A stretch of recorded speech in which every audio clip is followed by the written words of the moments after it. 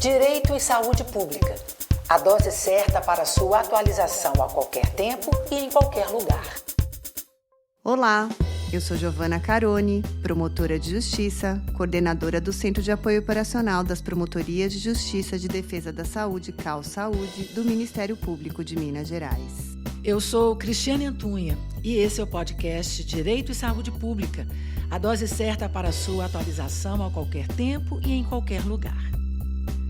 No episódio de hoje, vamos dialogar sobre a atuação do Poder Judiciário em Minas Gerais, na saúde, em especial do funcionamento do Comitê Estadual de Saúde do Poder Judiciário do Estado de Minas Gerais e do FONAJUS, o Fórum Nacional do Judiciário para Monitoramento e Resolução das Demandas de Assistência à Saúde. O nosso convidado é Alexandre Quintino Santiago, graduado em Direito pela Faculdade de Direito Milton Campos, especialista em Direito Processual pela Faculdade de Direito de Ipatinga e pela Escola Superior de Advocacia da OAB-MG. Desembargador do Tribunal de Justiça do Estado de Minas Gerais, atualmente preside a 8ª Câmara Cível, superintendente de saúde do Tribunal de Justiça, coordenador do Comitê Estadual de Saúde de Minas Gerais, professor de Teoria Geral do Processo e Direito Processual Cível e associado no Instituto Brasileiro de Direito Processual. Doutor Alexandre, seja muito bem-vindo. Doutor Alexandre, bem-vindo. Obrigado pelo convite, obrigado, doutora Giovana. É um imenso prazer estar aqui no Ministério Público, podendo conversar sobre direito à saúde. Bom, então eu começo a nossa conversa pedindo para que nos conte, então, um pouco sobre sua formação e os principais marcos da sua carreira até chegar à presidência da 8ª Câmara Cível do TJMG.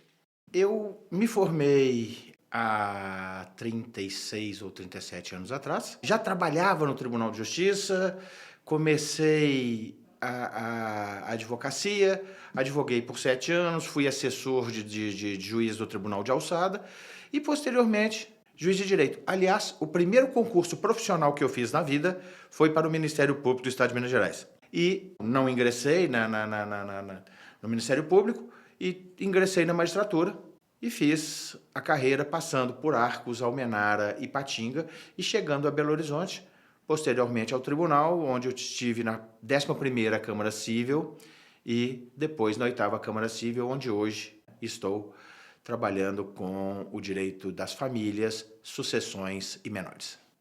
Perfeito, doutor Alexandre. Eu tive a honra de conhecê-lo como superintendente de saúde do tribunal e como coordenador do Comitê Estadual de Saúde, que é um importante espaço de articulação interinstitucional entre os membros da Magistratura Estadual, Federal, Procuradoria da República, Ministério Público Estadual, Defensoria Pública Estadual da União, Advocacia Geral do Estado, de Minas, e da União, de gestores do SUS de Saúde Suplementar, do COSEMS, que é o Conselho de Secretarias Estaduais de Saúde, da Faculdade de Farmácia da UFMG.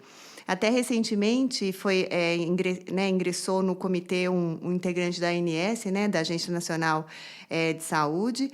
E eu gostaria de saber do senhor, doutor Alexandre, quais têm sido as principais pautas e conquistas do comitê sob a sua coordenação?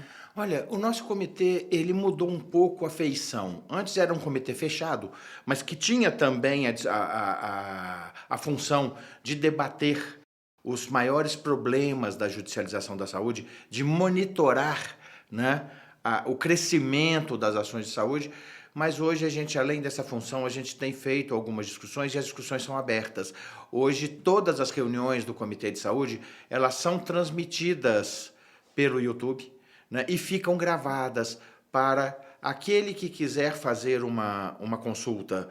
E isso é importante, porque você começa a criar uma biblioteca de vídeos a respeito do direito à saúde que pode trazer um benefício imenso aos magistrados, promotores, advogados e gestores também, uma vez que ali a gente debate não só processo, a gente debate estratégias e também, às vezes, tratamentos e doenças.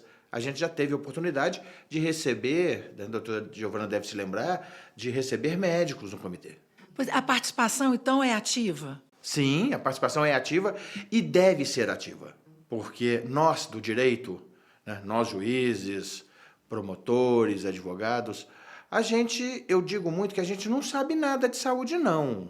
Né? A gente precisa da ajuda de alguém e o comitê nos ajuda, porque lá temos, como disse a doutora Giovana, médicos, temos... Troca, né? A troca. Sim, Sim. E do direito sanitário, da saúde, né? Nós, operadores de direito, a gente não tem essa formação médica, Cris. Então, a gente precisa desse apoio qualificado, técnico. Né? Isso. E o comitê, Cris, é um espaço super qualificado. As discussões que saem de lá são maravilhosas, né? Todos os atores envolvidos. Então, assim, a gente discute temas muito caros à saúde. Saúde pública, saúde suplementar. Então, assim, muito dentro, né, da ótica do Poder Judiciário, mas também que, sob a presidência, né, a coordenação do doutor Alexandre, que é um grande articulador, está ultrapassando até essa visão processual. Né? A gente está buscando estratégias para fora do processo. Então, assim, é um espaço muito qualificado mesmo. E esse espaço agora no YouTube, então, é uma memória também, né, do que está acontecendo atualmente. Sim, é uma memória e é uma forma de aprender. Eu mesmo, ontem, consultei ali no nosso YouTube um vídeo que gravamos há um tempo atrás para falar um pouco sobre norma da ANS, porque isso nos ajuda. Você vai ali e busca, olha, tem uma lembrança, busca a informação dada por pessoas qualificadas. Mas vamos falar um pouquinho também sobre os desafios contemporâneos da judicialização da saúde em Minas. Especialmente agora com a alta, né, demanda por medicamentos e tratamentos de alto custo e também diante dos novos temas do STF. Quais são, então, os desafios? Algumas coisas nos assustam. Quando nós começamos a fazer a medição da judicialização, ali por volta de 2009, 2010, 2011, a gente tinha um número de processos que assustava pela complexidade. Hoje, a gente tem um número de processos que assusta pela quantidade. E é uma quantidade de processos, às vezes, até mal instruída. E essa discussão e esses debates que nós fazemos no comitê, tanto no estadual quanto no FONAJUS, que é no Fórum Nacional, né, do Judiciário para as Demandas da Saúde, a gente busca qualificar essas demandas, qualificar para que advogados peçam melhor, para que promotores deem melhores pareceres, para que os juízes deem melhores sentenças, porque a matéria é complexa, a matéria é difícil e a matéria é extremamente angustiante. Mas por que há, então, essa confusão, essa pouca prática, então, dos atores? Primeiro, porque nós não temos conhecimento técnico científico na área da saúde. Então, quer dizer, a saúde é um direito de todos, é um dever do Estado. E a gente olhando desta forma, parece fácil, né? Direito de todos, dever do Estado, vamos fazer. Só que tem um problema. Nós temos que fazer de acordo com políticas públicas. E quem faz a política pública é o Poder Executivo e o Poder Legislativo. E muitas vezes as pessoas buscam o judiciário, seja através de ações coletivas, através do Ministério Público, seja através da Defensoria Pública, seja através de advogado privado, para obter algum tratamento, algum medicamento que não esteja sendo liberado pelo poder público. Isso nos é trazido, nós do judiciário temos que decidir, nós não podemos deixar de decidir. Agora, a gente precisa de um suporte. E esse suporte, então, vem desses grupos que foram criados, tanto o Comitê de Saúde dos Estados, quanto o Fórum Nacional do Judiciário para a Saúde. Esse é o grande desafio, Cris, né? A gente saber qual que seria a medida, né? Nós, promotores de justiça, operadores de direito, e atuamos em face do SUS, né? Sistema Único de Saúde, que é uma política pública que oferta resposta às demandas da saúde da população. Então, não existe, por exemplo, um determinado tratamento não é padronizado no SUS. Uma pessoa nos procura pedindo esse tratamento. O que a gente faz? E agora, né, buscando essa questão do STF em relação a medicamentos, por enquanto, né, doutora Alexandre, mas eu acho que isso tende a ser uma interpretação sistêmica, agora existem requisitos, né, a deferência à Conitec, às notas do Natijus. Então, a gente tem que trabalhar dentro da política pública. É um trabalho. É um trabalho. É trabalhoso. Exatamente, é uma mudança de paradigma mesmo, de atuação institucional. E já pegando o gancho, doutor Alexandre, eu gostaria que o senhor falasse um pouco para os nossos ouvintes das iniciativas do Comitê Estadual de Saúde que envolvam diálogo técnico com os profissionais da saúde e a capacitação de magistrados e servidores. Como essas ações têm contribuído para decisões mais qualificadas? Nós temos criado alguns canais, e alguns canais muito importantes. Nós criamos um canal de comunicação e de conversa com o Conselho Regional de Medicina, com o Conselho Regional de Farmácia, que nos trazem essa informação técnica. Nós estamos criando também com o Conselho Regional de Fisioterapia e, quem sabe, por que não, com o de enfermagem, para que nós tenhamos essa rede de apoio.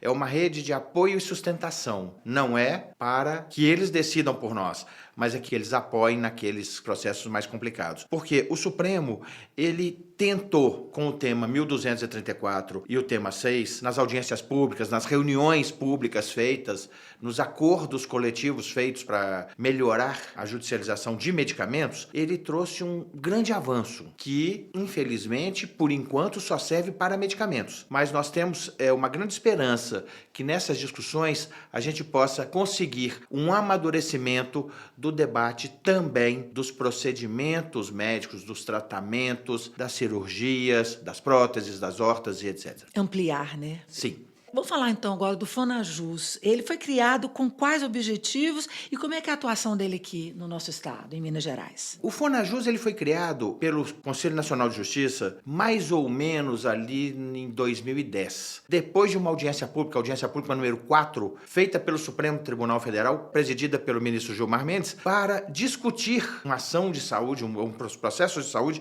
que aportavam naquela corte. E então o Conselho Nacional resolveu criar e criou como Comitê Nacional, que posteriormente virou o Fórum Nacional do Judiciário para a Saúde. E esse fórum, ele se reúne periodicamente, e agora com a conselheira Daiane Lira, ele tem se reunido nos estados de forma itinerante. Então nós criamos, o CNJ criou o Fonajus itinerante. E ele, quando vem aos estados, ele traz discussões importantíssimas e também ele traz sugestões. Ele ouve as demandas necessárias dos estados e ele ajuda. E esse nosso que tivemos agora há pouco foi de uma riqueza maravilhosa.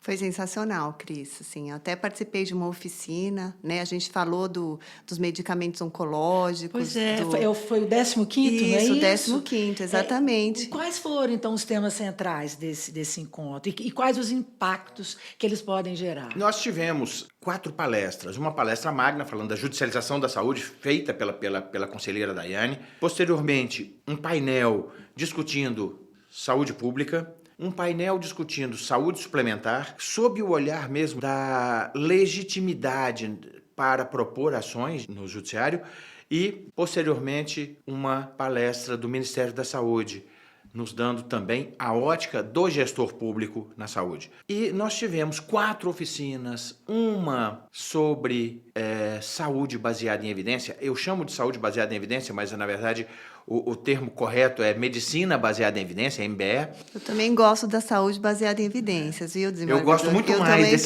prefiro. Desse título. Sim. Né? Da saúde baseada em evidência. Eu acho que ele é mais amplo. Uhum. Né? Aonde nós tivemos a participação do NATES, que é o núcleo técnico do Einstein, do Albert Einstein de São Paulo, do nosso núcleo de apoio técnico do Judiciário em Minas Gerais, e um desembargador. Outro foi medicamentos de alto custo e oncologia, onde nós tivemos a honra de ter a doutora Giovana conosco lá, debatendo, com os juízes e com os técnicos, onde também participou, salvo engano, o Conselho Regional de Medicina, Faculdade de Farmácia. Então, um encontro com muitas trocas, então. Foi ótimo. Foi bem rico e também, digamos, multidisciplinar. E nós tivemos uma outra oficina, aqui eu participei, que era da saúde suplementar, e na saúde suplementar nós tivemos a honra de ter lá a diretora-presidente da Agência Nacional de Saúde Suplementar, da diretora de fiscalização também da agência, e uma técnica que trabalha com neurodivergentes e uma técnica que trabalha com a ciência autorial. Então foi muito rica também essa oficina. Mas esses encontros eles vão gerar uma mudança da atuação nos tribunais? Sim, eles amadurecem o juiz. Eles trazem para o juiz uma consciência diferente na hora que eles recebem um processo. E eu já senti, nesse mês, nós temos um grupo de juízes que debate a saúde e que pede socorro um para o outro nessa área. Eu já senti um amadurecimento imenso nesse grupo depois do Fonajus. E isso para nós é de uma felicidade incrível, porque ele traz o conhecimento, ele traz o debate, você perde o medo de tratar da saúde. Porque inicialmente você tem muito medo, que você recebe uma prescrição médica e uma informação do advogado. Se não fizer, morre. É difícil, hein? E depois que você debate com pessoas que conhecem da ciência, né, da ciência da saúde, você já fica com menos medo de enfrentar isso. Né, gente, a informação é tudo, né? Tudo. Com certeza. Né? É o conhecimento. Esses debates são muito ricos, porque até nesse 15º Fonajus itinerante, né, do qual eu participei, você vê os juízes participando, se implicando nessas temáticas da saúde, porque eles estão ali para julgar. Né? Eles que estão ali nas comarcas, julgando, e como o doutor Alexandre pontuou no início, essas demandas da saúde crescem de forma exponencial. Sabe, doutora Giovana, eu senti falta nesse nosso Fonajus, na verdade, de um espaço maior. Espaço que eu digo é espaço físico mesmo, para que nós pudéssemos receber ali também membros do Ministério Público em maior número, advogados em maior número, talvez para enriquecer mais o debate. Nós tivemos membros do Ministério Público? Tivemos membros do Ministério Público. Nós tivemos advogados? Tivemos advogados. Mas, infelizmente, nós não tínhamos um espaço maior. Nós só tínhamos 260 lugares. Olha só, Cris. Então, o próximo, então... Exato, a gente tem que organizar, né, doutora Alexandre, organizar um evento bem, né, bem potente para a gente poder ir qualificando, né, a atuação na defesa da saúde. E pegando também, já falando um pouquinho dos NATs, que são os núcleos de apoio técnico, uma das pautas recorrentes no Fonajus é o uso do apoio técnico científico, né, para subsidiar as decisões judiciais. Como que o senhor vê o papel dos NATs? Quando eu comecei a trabalhar com saúde, com processos de saúde, talvez ali nos idos de 2010, 2011, quando começaram a aparecer os processos de saúde com maior número, eu tinha muito medo de decidir isso. Até que um amigo, um colega, que é um dos expoentes do direito à saúde em Minas Gerais, o desembargador Renato Dresch, me convidou para debates entre juízes para tratar do tema aqui em Minas. E aí a gente começou a discutir, e a gente começou a discutir a saúde com base nas evidências científicas. E isso trouxe e criou esse caminho. Olha, vamos partir para a evidência científica. E o CNJ, ele adotou essa postura e criou, então, aliás, primeiro disse aos tribunais, criem núcleos de apoio técnico aos juízes. E Minas Gerais foi um dos expoentes, foi um dos primeiros a criar. A gente diz o seguinte, Minas Gerais levou para Brasília, para o CNJ, um pendrive com as notas técnicas produzidas aqui e começamos a Biblioteca Nacional do CNJ, do Enatijus. E isso é muito importante porque a nota técnica, o NATS, ele produz um conteúdo científico que nos dá tranquilidade. Quando você recebe uma nota técnica assinada pelo NATS, seja pelo Enatijus, que é do CNJ, que é nacional, seja pelo NATS-TJ, você tem uma segurança muito maior, que você sabe que pessoas habilitadas, pessoas que têm conhecimento técnico-científico na área da saúde é que desenvolveram aquela informação. E aí você pode decidir com muito mais tranquilidade, com muito mais firmeza, né? E leveza, por mais que não seja leve o conteúdo. É assim, Cris, o advogado fala, se o meu cliente não tomar esse medicamento, ele morre. Mas tem outro lado, se ele tomar o medicamento, ele também pode morrer. Gente, então, a gente tem, né? Então, imagina o juiz ali, com aquele, e nós também, promotores. É uma responsabilidade gigante. Nós recebemos as pessoas olham nos nossos olhos, falando, doutora, meu filho vai morrer se não tomar esse medicamento. Então, assim, a gente precisa da ciência para nos respaldar. E por isso que é muito importante esse papel do Fonajus, né, do Comitê Estadual de Saúde, para a gente fazer essa discussão e ir avançando. Porque se ficasse nessa judicialização como regra, o SUS não iria se manter. Seria insustentável, né? Direito à saúde de todos, dever do Estado. Então, tudo era no artigo 196 da Constituição. Então, hoje o STF veio, né, para a questão dos medicamentos, como o doutor Alexandre pontuou, mas eu acredito que vai haver uma interpretação sistêmica aí, ou novo tema jurisprudencial abrangendo, né, esse entendimento para os demais produtos, órteses, próteses e medicamentos. E, doutor Alexandre, para encerrar, e assim, né, que conversa tão qualificada, né, tão importante a gente estar aqui com o Poder Judiciário, que mensagem o senhor gostaria de deixar para estudantes profissionais de direito que desejam atuar com responsabilidade e sensibilidade na defesa do direito à saúde? Em primeiro lugar, sempre que a gente for peticionar, isso eu me lembro quando eu estava em sala de aula, quando eu dizia aos meus alunos, sempre que você for peticionar, tenha certeza daquilo que você está pedindo. Não peça por pedir, peça com certeza. Faça o seu processo bem instruído. Instrua o seu processo com a negativa do procedimento, ou do tratamento, ou do medicamento que você está pedindo.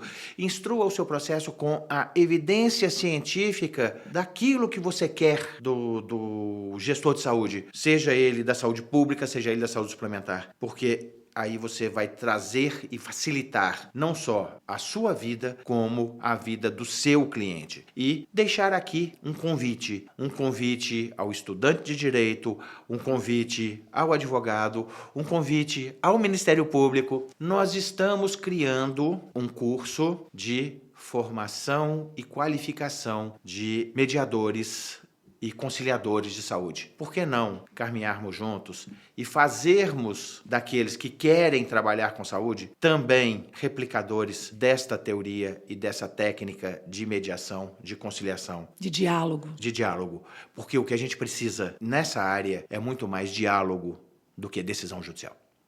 Construção de consenso. E aqui nós temos o Compor, né, Cris? Sim, sim. Nós temos o nosso Centro Autocompositivo. A gente pode fazer aí, né, uma parceria, doutor Alexandre, com certeza, na saúde. Cada vez mais a gente precisa da construção do consenso e não, como o senhor falou, de decisões judiciais.